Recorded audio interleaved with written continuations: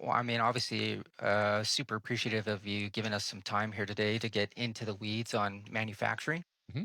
And obviously, your breadth of experience covers more than just manufacturing. You're heavily into the digital side of things, and been part of some big digital initiatives within your own company.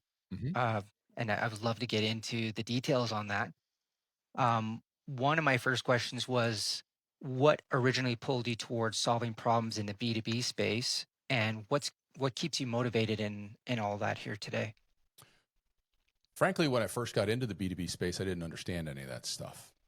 There was an aha moment that happened back, oh, I guess around 2011, 2012, I would say. I started to have a series of aha moments. And in our industry, I was looking around and seeing what was the big thing that was a problem to solve in the industry. It just kind of occurred to me. And the issue was lead time. That was the big thing. The product we sell at Koaxis is a relatively commoditized product. So there's a lot of different vendors out there, not like in the B2C world where there can be, hundreds, thousands, whatever. For us, 50 is a lot in the B2B world.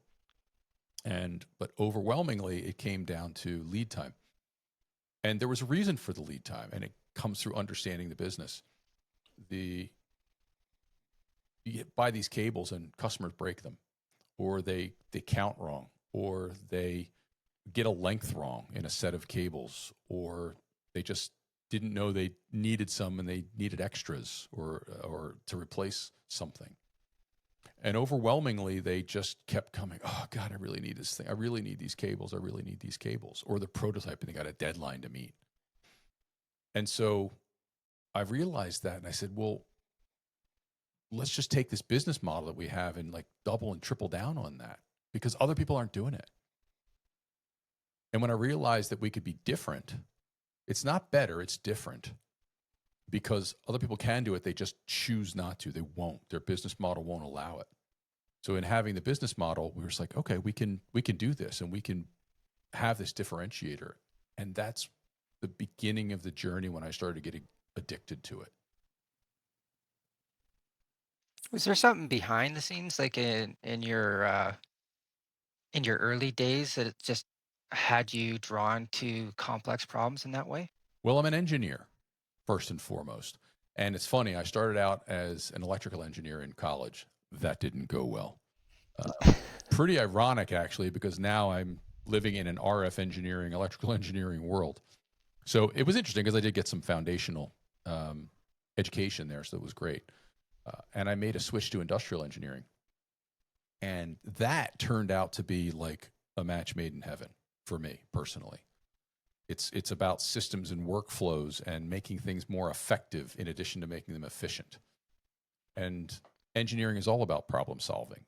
But as I got into the whole um, systems engineering and industrial engineering, it took on a whole new light for me. There was also a software aspect. I was studying databases when I was 20 years old, and I had already known two programming languages and that kind of thing.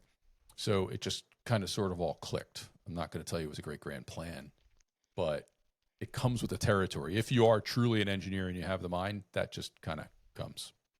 Well, that's the interesting crossover is digital software Hmm. and manufacturing and engineering. I mean, that's probably a highly sought after person in this industry nowadays as things begin to go more and more digital. I think it is. I think there's a lot of companies that still don't know that or understand that, depending on the size of the company. They're very interested in the manufacturing world. They're very interested in automating the, the manufacturing. Hmm. And of course, there's a lot of software and digital needs in that process in 2025. And there's been forever, for decades. People think that, you know, things like robotics are relatively new. I was programming my first robot when I was like 21 years old. So, and judging by the grays in my beard, that wasn't a few years ago. That was 1987. So, um, and but smaller companies still don't necessarily realize it that Hmm. digital is really, really, really crucial. They're starting to, but they're not quite there yet. They're focused on how do I automate the manufacturing? How do I automate manufacturing?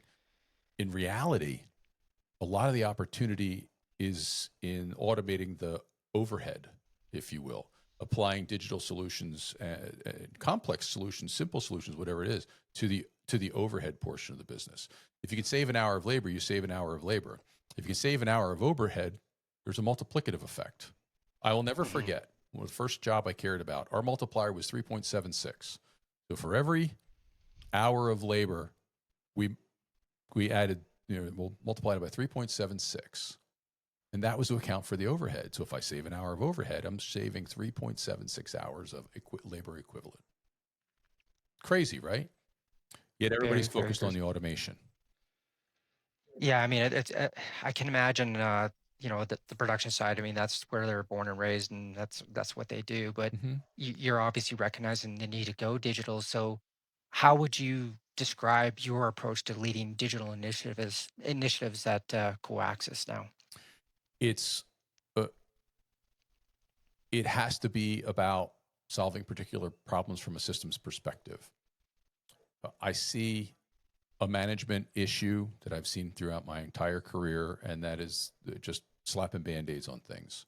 We're just going to throw a body at the problem. We're going to sweep the dust back in between the lines, and then we're going to move on. Your brain has to shift. You have to shift to a systems thinking approach, plain and simple. Everything has to be, how do I make this better so that I can avoid it the second time, the third time, the 50th, the 100th time? If it's only going to happen once or twice, don't bother. But if you recognize that it's going to happen repeatedly, then you need to take that systems approach so you can avoid it in the first place. I will tell you that this very week, yesterday, I did it. I have somebody doing an analysis of technical specifications on some of our components, over 200 of our components. They're doing an analysis. We're building samples, we're gathering test data, and we're making sure that the specifications are correct so that we can use them for other purposes. We have 225 to do. So we can do that manually, examine all of that data, or I can come up with a way of analyzing that data and making it repetitive so that that person can solve the problem much more quickly, and I don't have to do it.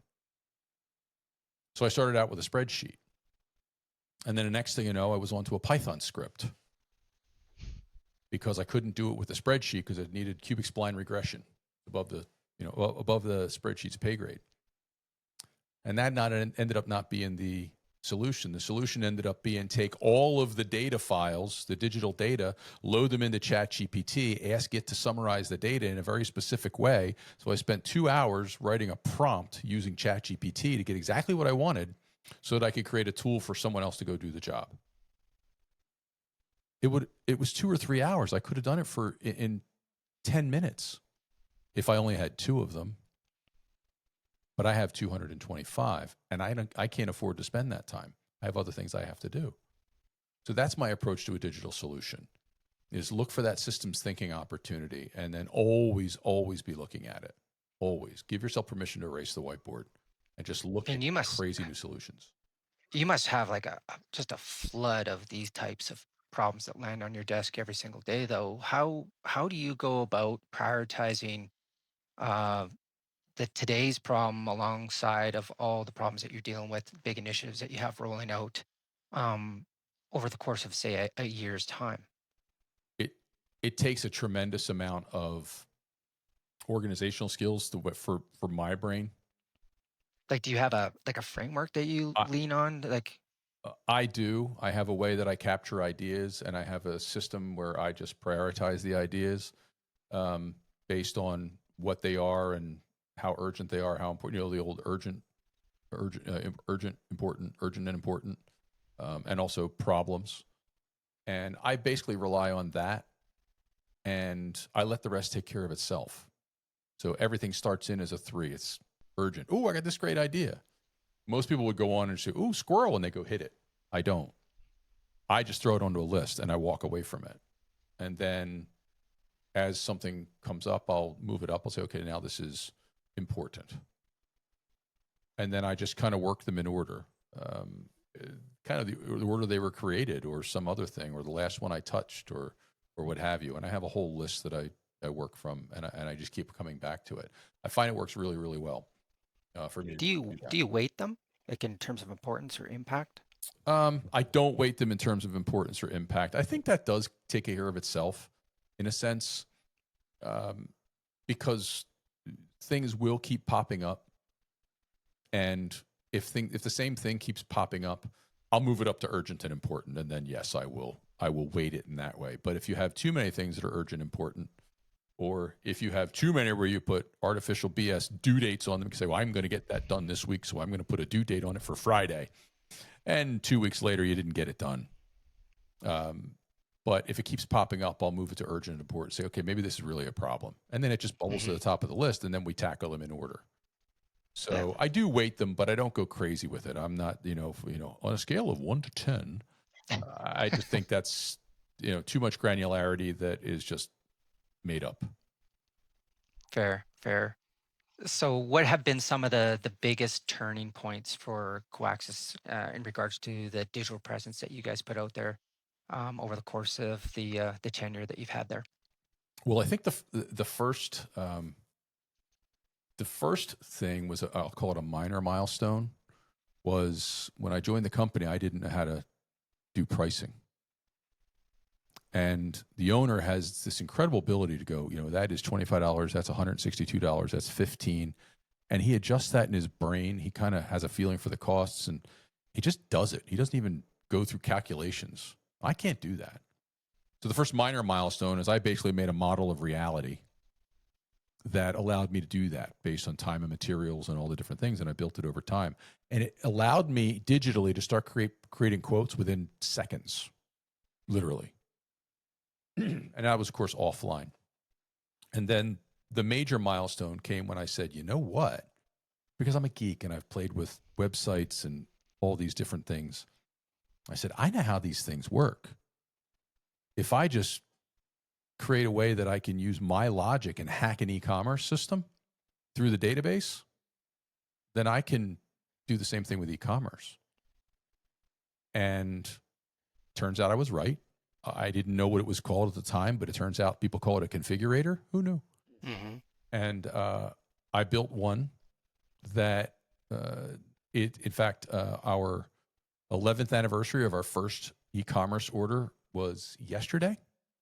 Oh, congrats! So, Congrats! um, and we just kind of hit the ground with that. That was our big digital milestone for Koaxis. This we both believed in it, the owner and I, that this was going to change the future of the company. But of course, there was some guessing and hoping and all this stuff, wish sandwiches, I guess. But it did. It changed the fortunes of the company. That's amazing.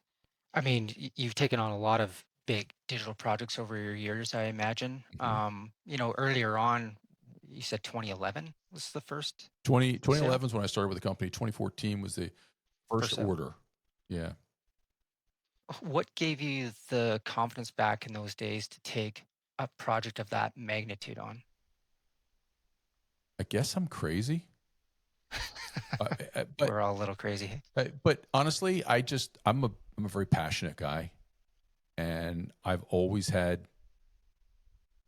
big dreams for small problems, as opposed to the person who has big dreams where I'm going to be the president, or I'm going to be the this, or I'm going to be that. It's not that. I just look at ideas that, back to that problem solving, and I have big dreams about the potential for solving those problems and what I can do with them once I do.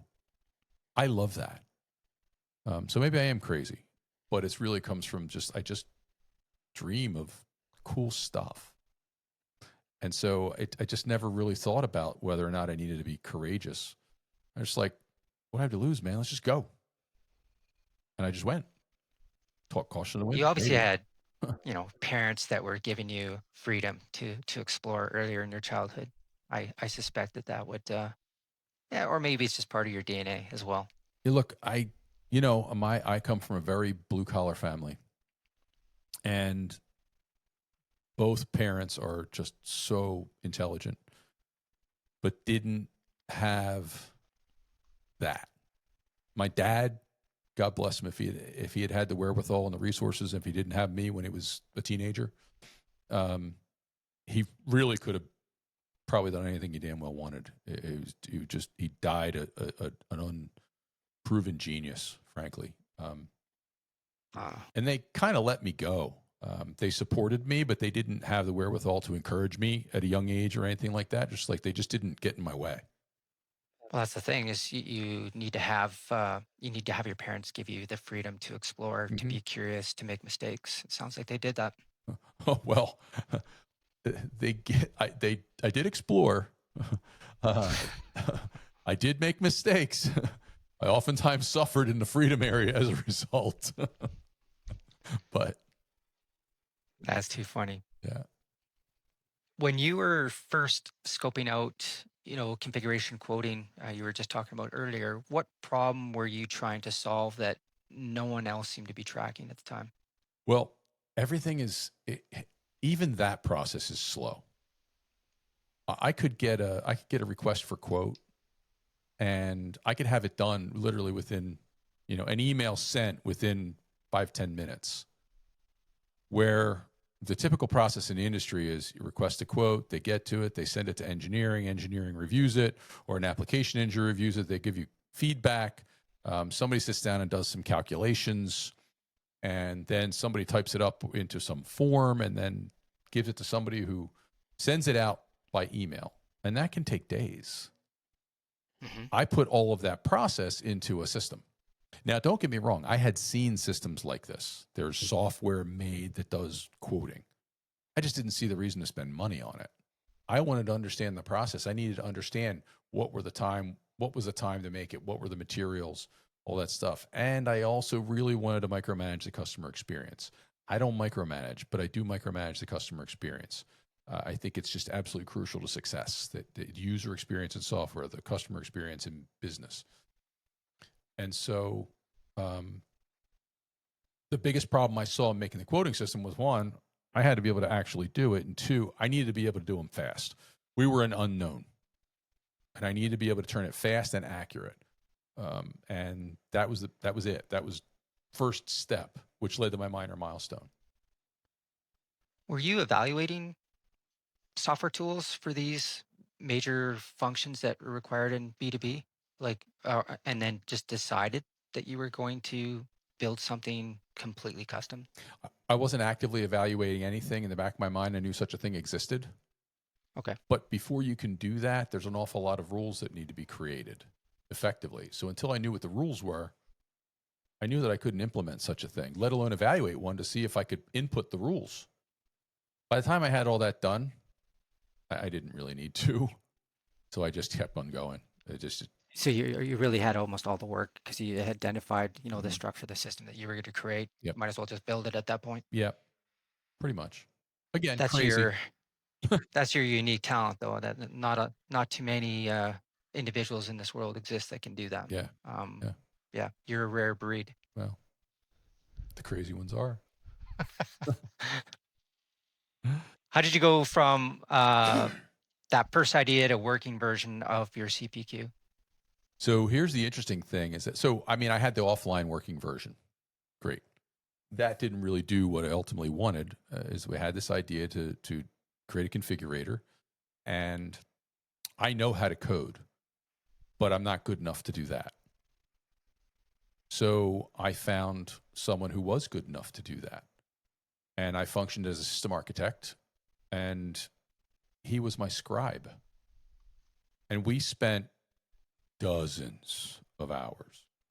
I would say it was well in excess of 100 hours, possibly hundreds of hours, until we ended up with the first working system. And when I say working system, I mean, we went very live very shortly after we had the first working system because it turned out that well. So, Were there manual processes within that system in the beginning? Like, did you just slowly add to it over time, or was the system from day one launch pretty much completely digital across the entire workflow? day one launched completely digital. Okay. Again, if the problem I'm starting to solve is to get rid of the manual processes, I didn't really want to accept the interim, if you will. I thought if I do that, all I'm going to do is spend a lot of money, have a big expensive calculator, and still suffer from the same problems. So that really wasn't within this scope. I can see where in some projects that's what you do. I'm currently building an ERP. We are absolutely taking it That's crazy. incrementally. Okay, we're going to do Yep. it in stages. But this Mhm. CPQ configurator, nope. We went right for it. The ERP's got to be a gigantic project in comparison, though. No? It is. Oh, it's a massive project. I mean, Yeah. and you can't go to 100%, particularly with what I'm trying to do. Because Mhm. anybody, again, crazy. Why would you build an ERP? That's ridiculous. Unless you're trying to do something completely different. And Yeah. ultimately, I'm after something completely different that systems don't afford me. What? Okay, so let's dive into that a little bit. What specifically in the ERP space is lacking that you are compelled to take on such a crazy endeavor? Um, Ultimately, I have a North Star vision for a digital workspace that integrates my CPQ, my configurator, with my e-commerce, with my ERP, and a digital workbench on the shop floor. So completely paperless shop floor. And I'm trying to eliminate a lot of particular issues with that. So pretty much every ERP, when you want to track time for your employees, you're scanning or clocking in or doing something like that. It takes too much time for us. The build time for a product is literally minutes per unit. Oh, wow. So to spend to redirect and spend 15 to 20 or 30 seconds to clock time for the employee, while incredibly crucial to track progress through the shop, collect costs, all the different things, it takes up an inordinate percentage of the labor time. Hmm. So I had to change the paradigm for that, and I've come up with a way to change the paradigm for that in what I'm calling digital workbench. Likewise, with the e-commerce system, I want to have a single source of truth where the CPQ system that's offline is actually our single source of truth for data that actually provides everything in near real time to the e-commerce and vice versa. We'll be taking it all the way through. When you build something on e-commerce, it's actually going to go all the way through the order entry process, no engineering needed, no order entry needed, and it'll just go into a queue and they'll just hit a button and they'll just start building. So, I have big crazy dreams. To do that with a conventional ERP would be a real struggle, Hmm. primarily because I would need to likely get a pretty high priced consultant, and it would probably cost me seven figures. But I can get developers, not foreign developers, US developers that have the skills, that have the ability to do it, employ them, and just go out and build it. Is it easy? No, it's really freaking hard. But I know ERP basically in and out, and inside and out, and I know how I want it to be, and I maintain that North Star vision. So I'm marching the team toward that. So crazy? Yeah. Why would I do it? Because I have a much bigger dream. Did you have a lot of experience with other platforms before you ventured into this? Oh, yeah. Yeah. Yeah. So I first started with a system called Man. I was an engineering manager. It was an MRP, not an ERP. And, and I got my inner workings of that. And in fact, there's actually a few features of this thing that was basically green screen system that are actually not found in some small features, but some things that I haven't found in other ERPs. They're actually making it into our system. And I had worked with a couple of others, so I went on to another company. We had an ERP system that we used, and I did my little portion of that. I went on to another company, ERP system that we used. That was a big company, actually. Did my portion of that, and I had done that on as director of sales, as a project manager in manufacturing, as an engineering manager, all these different parts, as an industrial engineer on the shop floor with routings and all these different things. So then I didn't do it for a while, and then came back and was working with NetSuite. And then recently I was actually working for a company that was an ERP consultant for Microsoft Dynamics 365. So yeah, I have a lot of exposure to that, and I've been a generalist for most of my career. Thank you, Jeff Matlack, for that idea, former boss of mine. suggested I be a generalist, and in my case, I think it's paid off. Are there any major downsides to choosing this path? I mean, obviously, a lot of people don't care to support custom software. They losing the people that build those systems obviously comes with a huge cost in terms of retraining someone that may not have been a part of building it in the first place. Like those are some of the obvious downsides, but are there other areas that you've seen that have you questioned your decisions occasionally? I really think it comes down to two things. It is a tremendous commitment, and it changes your business model completely. If you're not prepared to change that business model, the way you operate, to fundamentally become a software developer, don't do it. I don't recommend people do this. I don't recommend a single person or company do this. The other thing is that, in my mind, being a systems thinker, everything needs to pass the attrition test. I like to say everybody likes to go on vacation. When they go on vacation, we've got to operate at 80% effectiveness. Again, I'm just pulling the 80% number out of the air, but you've got to be able to operate. So it takes a tremendous amount of systems thinking and preparation to have your organization to be able to operate in that effectiveness. Because if you have one software developer and he or she goes on vacation and you've got a major problem, now you've got major downtime. Am I going to call my employee and bring him or her back from the Caribbean? Mm-hmm. So now it's not having one developer to program some stuff. It's about having two. I know a company for certain that developed their own ERP. They're out in Indianapolis. And they happened to be in this industry. I found this out when I worked for the ERP consultant. And the general manager was doing it. And I was talking to people, asking the questions. They're like, he just likes computers. General manager is in his mid 70s, and they have no escape hatch. Now, that was a few years ago, but basically, I'm assuming nothing has changed. And they have no escape hatch. What are they going to do? Folks, don't do it. Leave the crazy to me. Honestly, it's not worth it. I think people are going to want to also hear like what obviously the biggest advantages of doing it the way that you've done it. Essentially owning every single line of code. Owning every single line of code is it's a cool concept. In that once you do that, you can literally create anything. I already have plans for eliminating the conventional cost accounting model, if you will.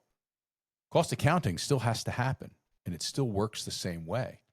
It's just that when I own every line of code, I can do it in such a way where I barely need to collect it. It'll sort of collect itself, if you will.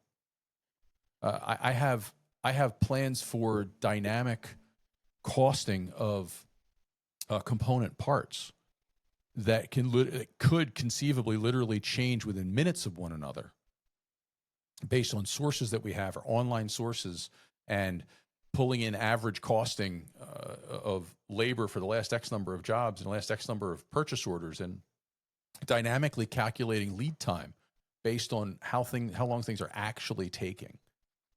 That's not in a lot of ERP systems.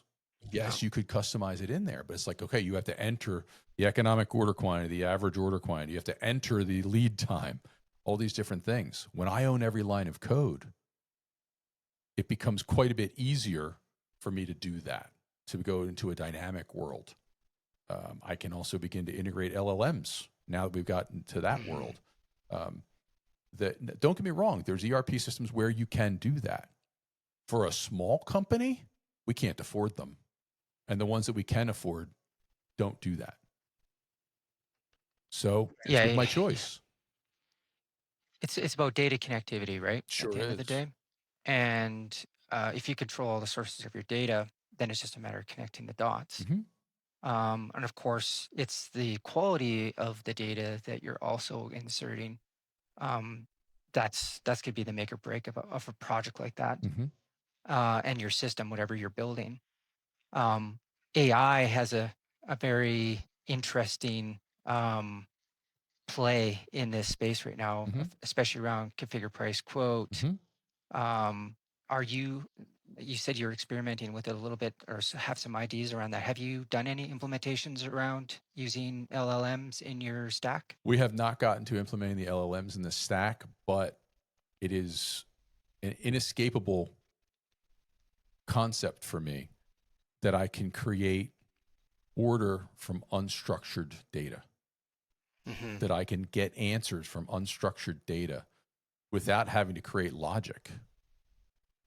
And that the mounds of data that is collected in an e-commerce system and an ERP every single minute of every single day. Well, even your production floor too, right? Well, absolutely. Yeah.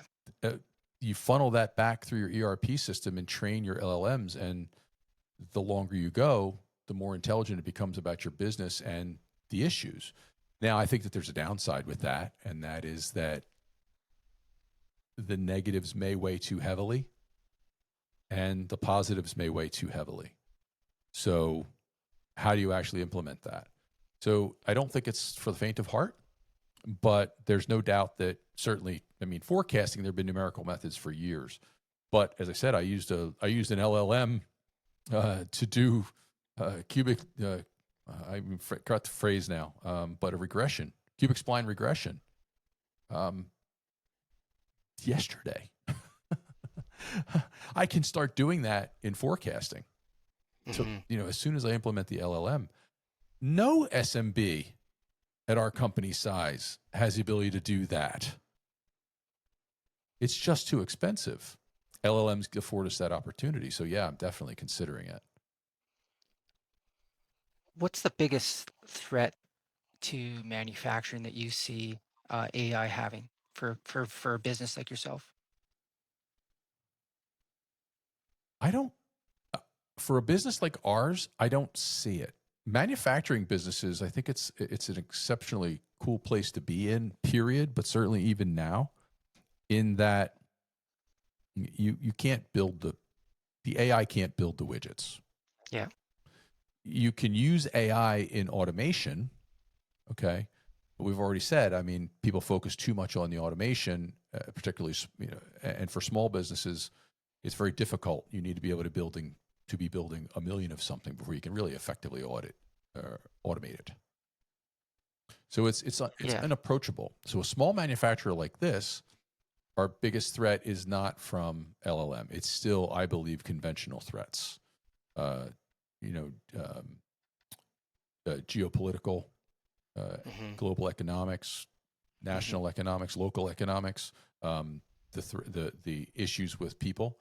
I think one of our biggest threats, though, if we really think about LLM, is going to be: do I dumb down my workers, or is somebody dumbed down my workers in the future, where they are starting to lack some critical thinking skills?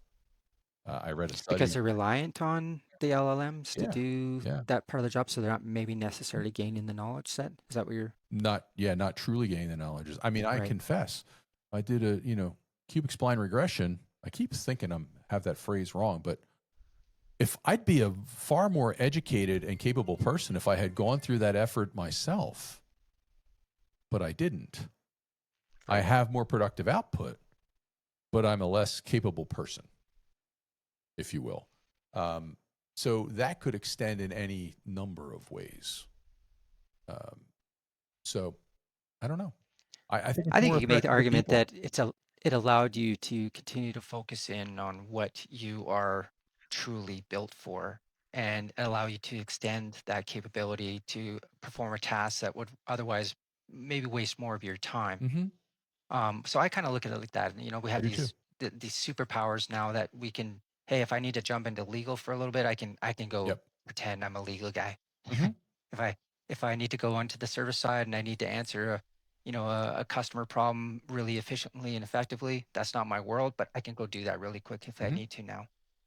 So I kind of look at it from that perspective, not necessarily dumbing ourselves down, albeit I think you could fall into that trap fairly quickly if you let it happen. And it'll be interesting to see what level of discipline people have Hmm. to not allow that to happen. Yeah.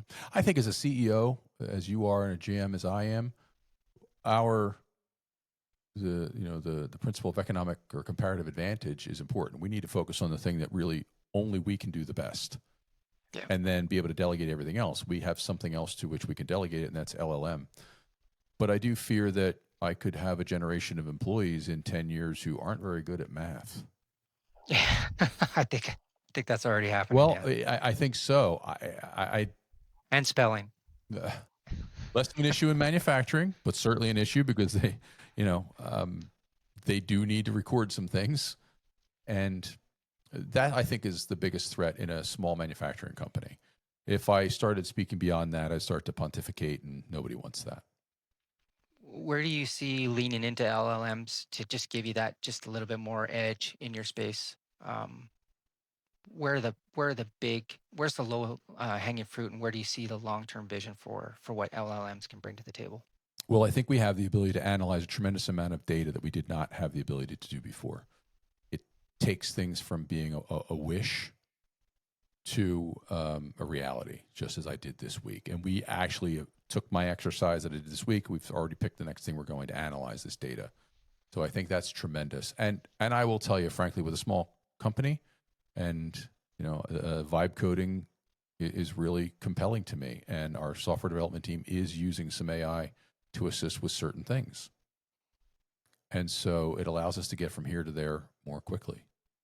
Hmm. And that's low hanging fruit.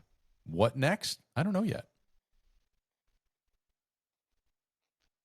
Yeah, you see LLMs being used for and moving in that direction of bettering products, Mhm. thinking outside the box, what you wouldn't normally be bringing to the table because you've had the blinders on for Mhm. so long, Mhm. or different applications of product or different industries to go after, or how to market yourself better.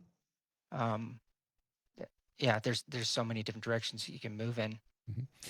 But go ahead. Well, we could apply it to design. We're working on a software project right now that actually takes a solid model and generates manufacturing data from it.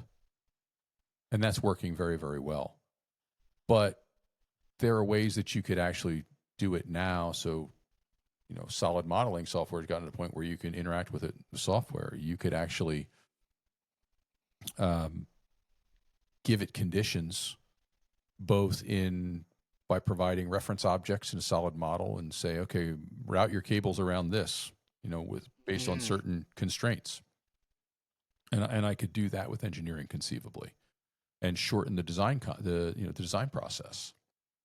So my mind is open to pretty much everything. I believe in an infinite mindset. I'm not. I don't have boundaries because it doesn't cost me anything to think. that's like configuration 2.0, really. When you start, I just imagine like a user knowing and understanding based on the ability to look at the application that they're trying to use it and be able to, like you're talking about, like wrapping around studs or going Mm-hmm. through studs and Mm-hmm. different heights of bulkheads and stuff that Mm-hmm. they might have to navigate. If they had the ability just to quickly throw that into AI, figuring some of that out, Mm-hmm.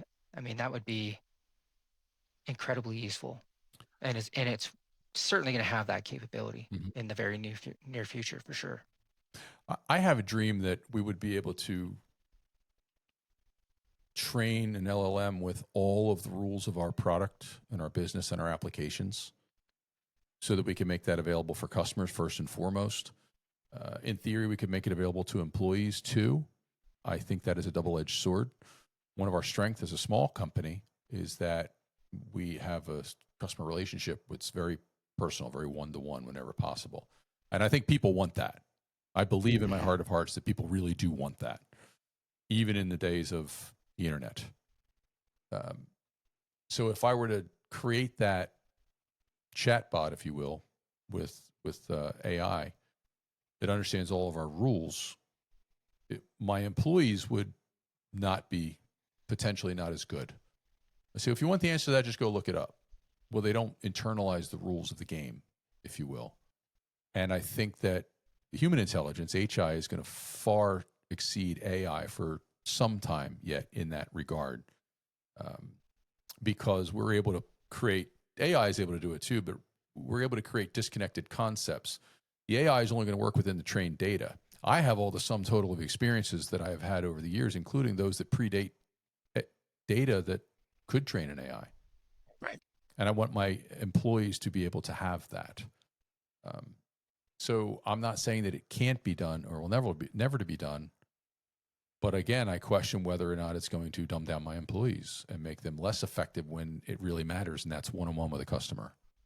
Well, what parts of the customer experience should be digital, do you think? Like versus the things that they should be really focused in on around the relationship of the customer experience? Because I think that's a lot of people are really fumbling with that right now. It's like, how far do I go?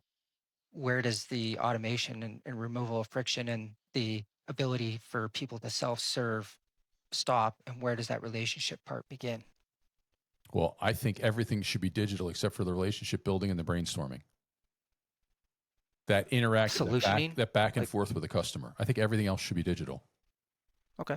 Truly, you get it because the tasks become repetitive and non-creative. As soon as you cross that boundary from relationship and brainstorming to non-creative and repetitive, and there's a set of rules that should all be digitized. And essentially, that's what we've done. That's what I've done, Hmm. and we'll continue to do as we grow it because we're not done.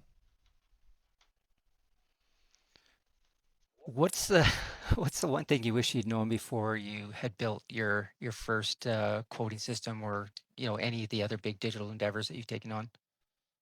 Wow. Um, that's a really tough one, Shae. I'm not sure. I'm not sure I know the answer to that. Candidly, the I've just enjoyed the ride. Well, you have no Frankly, fear. I There's don't. no fear of taking on a big or small project. So I don't have any regrets. Maybe I've been blessed in that, and lucky, frankly. Maybe it's the same thing, that we haven't suffered any major setbacks yet. how about this? Is there anything that you've looked at and said, no, we're not going to take this on? That would be silly. I tried to do that with the ERP. I want to But I tell you, mean, man, I there must tried. be there Uh, must be some things that you look at and go, that's not worth the investment. That we'll just continue to do it. The manual way. It just happens so infrequent that it just doesn't make sense. for us, that happens out on the shop floor. Okay, So it happens. That happens every day. We are not. We are clearly not technology phobic. Clearly not. In clearly, fact, we build our own machines as well.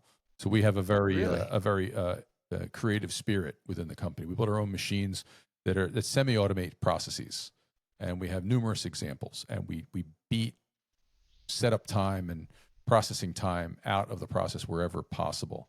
But we do say no on a regular basis to full automation. We were talking about something today. There's a company called Schluniger, and Schluniger makes a machine that basically will process a cable assembly or most of it, kind of soup to nuts. Um, and we know in our heart of hearts that in our world, RF is too sensitive for that. Mm. So there's a subset of your business that you could do that with. Low performing, um, very repetitive volume stuff. So if you have RF cable assemblies that would go into automotive, and there's RF cable assemblies throughout your vehicle nowadays with all the sensors and the automobile radar and things that are in there, then yes, because they're low performing and you can do it, and it's not particularly difficult. But our product is very high performance, relatively speaking. And RF is such a sensitive thing that there are minute differences that you cannot even measure. Hmm. And if you could measure them, you might have to destroy the product to find out, in which case that doesn't help anybody. So we do eschew that. If we were building a million of something, we would not, but we are not. It's high mix, low volume, and we can make billions of combinations just with the inventory we have in house at any given day. So we're constantly pushing that back. But on the digital side, not so much. And the interesting part about that is that, you know, first I rose to the top doing a digital solution. Then someone else rose to the top in the company. Our shipper Really? rose to the top to do a digital solution. And now a junior engineer rose to the top to do a digital solution. And we embrace all of them. And all are finding a place within what we do.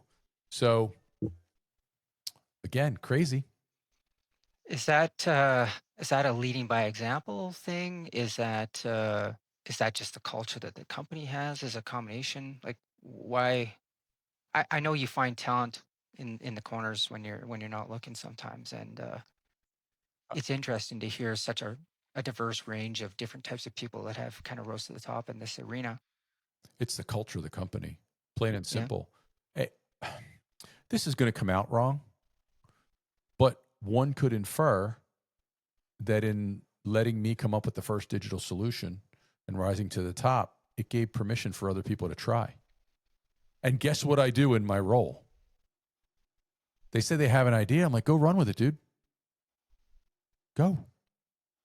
Um, just, just what's the worst thing that can happen? Doesn't work. We'll give you the time. We'll give you the support. And sometimes we put our money where our mouth is. I just hired another software developer today or this week. We started Tuesday. Wasn't today, Tuesday. So go for it, man. But that all comes from culture. And Hmm. again, maybe I made it okay because it succeeded, but it's not just me. It's not just me. The ownership is all in on this. I love that. Yeah. I absolutely love that. How has your definition of success for the digital projects that you've taken on really evolved since the early days? Like you've obviously evolved over your entire career. What does that evolution process look like? Well, it it feels like it's an all or nothing thing when you get into it. You have this dream for what you want it to be, and somewhere along the lines you think, oh, I'm not going to get there, and it's natural for it to feel like it's a failure. And I adopted somewhere in between 2011 and 2025, and I don't know when, that an attitude where I give myself permission to make incremental progress, and I use that phrase often. In that I say Incremental process personally, incremental process everything, business. Okay. everything. Let's not assume that. Let's not assume that we're going to live under the exact same paradigm today. Things change, the business changes, technology changes, capabilities change, people come and go. So jump into a solution and give yourself permission to make incremental progress. And don't beat yourself up if it's not perfect. Again, I went for that North Star early on, but nowadays I don't. Nowadays, my mind has changed. Just start building in plain sight. Hmm. You'll get input from other people, and you give yourself permission to make incremental progress. And that becomes a culture of the mind where you say, "Yep, I don't have to be perfect. Let's just get better a little bit at a time. It's a marathon. It's not a sprint." And Hmm. that is the way I approach everything now. Where I don't, when I was in my 20s, I sure as heck didn't. Yeah. And when I first started doing digital endeavors, I didn't. Now everything. Let's just start building. Let's see what it becomes. So 10 years from now, looking into the future and imagining Coaxis's digital presence, what is the one thing that you would hope that didn't change?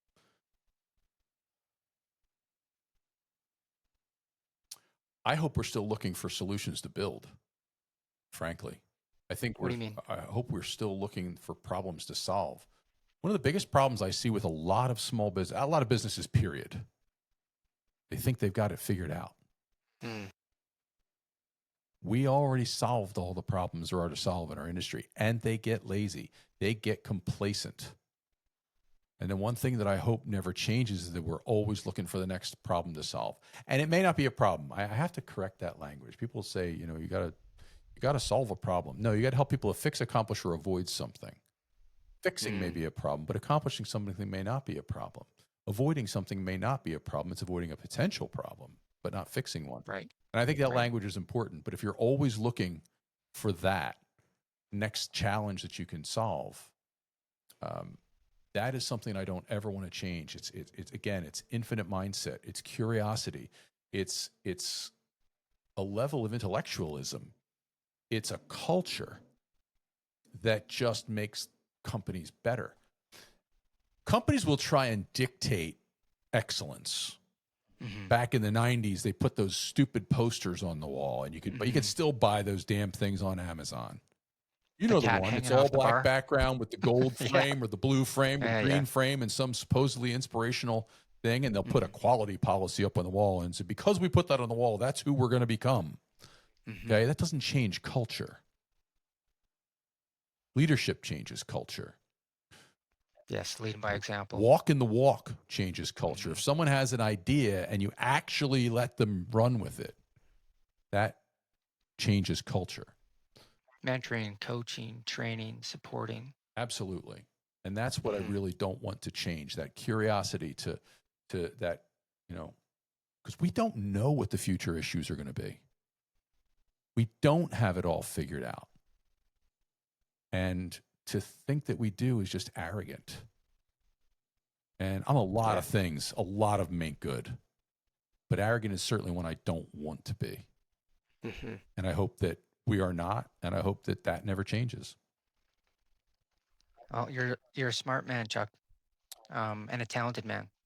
What you've taken on, the accomplishments you've had and continue to have in this space is remarkable. I see you out there trying to get the word out there in LinkedIn, and any other, the podcast that you do and everything else. Again, I appreciate you jumping in here with me today to allow me to, jump in your brain for a little bit and try to understand the inner workings. What is like one last thing you like to share? Maybe something I didn't ask that you hoped I did. Boy, um, I think the important part is to stop trying to be better, if you will. Stop comparing oneself to the competition, to others. It's time for everybody to consider what will happen if they strike out and try to be the only one who's doing something. Frankly, differentiation. People think that people poo poo it and they say, oh, that's ridiculous. Not everybody can be a Tesla. Hmm. Okay. Well, guess what? Tesla didn't invent the electric car, right? Tesla didn't even start out as a Tesla. Yep. Um, but you can do it. There are different ways to be different.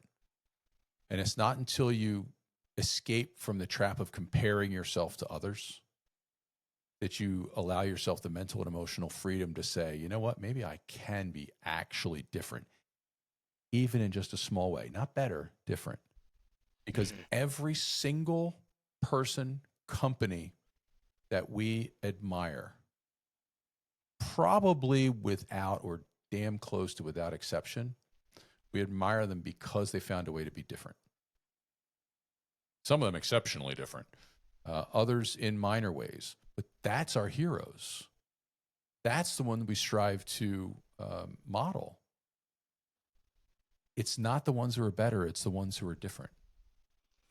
Because the ones who are just better, they come and go. There's been millions of extraordinarily handsome men and women have come and gone.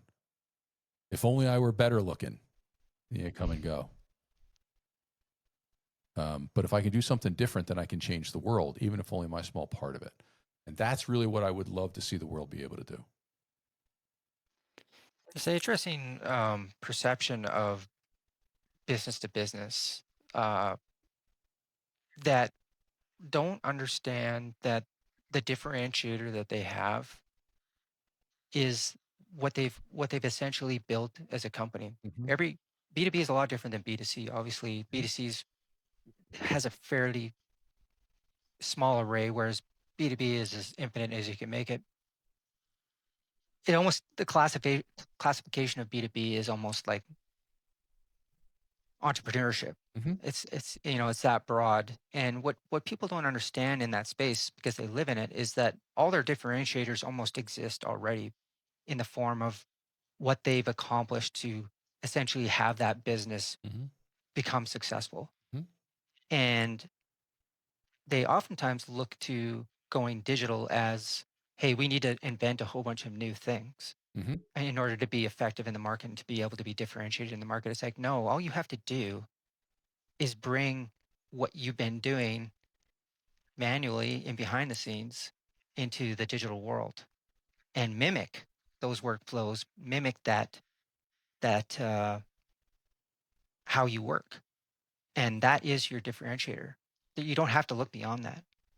And What do you think about that? I think that I agree with all of that. I would love them to have an objective to be able to change or evolve one of three things: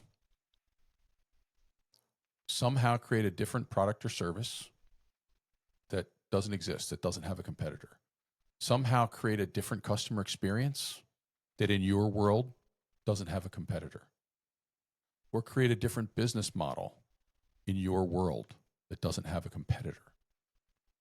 I think if they would look at it from that perspective, so if I'm going to do a digital project, if I'm going to do a digital transformation, add one of those three things, preferably more, as your North Star. Digital transformation was highly overused, has been highly overused. Hmm. Thankfully, the volume has decreased on that. It's a swear word for most. It is, right? It's like I don't want to just spend money on a big expensive calculator. It's just not necessarily because there's nothing different about it. Um, but if you can add that additional objective to differentiate your product or service, differentiate your business model, or differentiate your customer experience, then your digital project is going to take on an entirely new life. By the way, I didn't understand it at the time, but as we've embarked on the e-commerce and our CPQ or configurator, depending on what you want to call it, we did not create a new product or service, but we did create a new customer experience because we already had a different business model. We Right. two of So those it three just things we mimics. Yeah. achieved, and now Yeah. others are playing catch up, and we were nobody. We were going out of business, and now the companies want to buy us. So, Yeah. and by us, I don't mean buy our product. Well, that too. They want to buy us. Well, that's you hit the nail right on the head. In my opinion, is you the way that you work, the way that you sell, the way that you deal with your customers. You essentially have digitized that. Mhm. That is your Agreed. differentiator, and that's what saved your business. Absolutely, absolutely agreed. And Yeah. let me not let that go gently. Turned around our business, saved our business because we were in a completely different market that basically died. As a percentage, are you able to share what your growth was after making that change? Yeah. So, um, we're 10 times in 10 years, Wow. and but it's been one of these, as Hmm. it always is, and we're actually on the precipice of 5 years, 5 times growth in three. If what Phenomenal. is in the pipeline actually materializes as our customer has told us it's materializing. So we're it and it came from just doing things different. The e-commerce was the propellant or the spark, if you will. We're still only doing 15% of our business on an annual basis in e-commerce. Oh, wow. Yet it's Do you expect that that's going to grow? Well, obviously it's going to grow, but like, do you have any predictions of where it's going to go? Oh, I do. I do. Interestingly enough, it's grown primarily linearly. Once there was that initial kind of, we got up to that level, it's grown linearly with the business. Don't get me wrong. Most small companies would be very happy with the level of revenue, just that alone, that we get out of Yeah. our e-commerce. I assure you. Um, but the I expect it to grow because I have big plans. Uh, we created something that was way ahead of its time, and then it plateaued. The reason I have a new developer full time that started this week is I've got big plans. I want a true B2B e-commerce experience because primarily e-commerce is a B2C experience. Hmm. and that doesn't cut it. Hmm. I also have plans for another CPQ for an altogether different type of product within our industry. That again, most people are not, they're too smart to try and do it. I'm not that smart. So I'm I going can to throw relate to that. caution to the wind that I'm going to do it. Um, so, and that will open up us to a new segment of e-commerce business is what the plan is. And we've already proven that it can be done. It's just about giving ourselves permission to make incremental progress and prioritizing the projects that we're doing until we get there. So Yeah, yes, we have big plans. So it's certainly going to grow organically with the company, but then I expect to take on new things. And when we really embrace the new B2B experience, we'll be continuing what we started, and that is changing the way customers buy. Our world is very traditional, largely hmm, defense yeah, based. It's traditional out of necessity, but we found a way to make it such that they can buy in an unconventional way while still adhering to the requirements that they have for traditional buying practices, if you will. So a true B2B experience will accelerate that. Um, and so I'm more excited than ever.